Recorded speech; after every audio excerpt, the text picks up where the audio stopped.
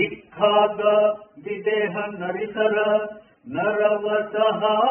मुनिवसः नवसारय सति सकलानना विगयतमा विहुवरया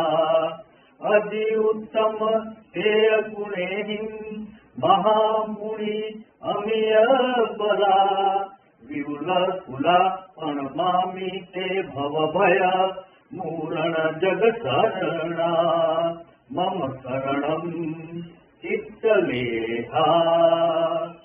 देवदानविन्द्र चन्द्र सूरवन्द हट्ट तत्तचित्त परमा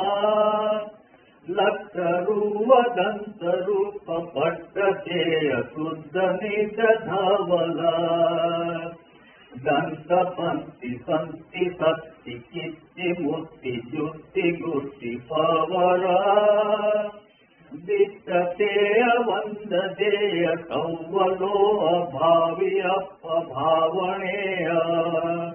वैषमे समाहि नारायणो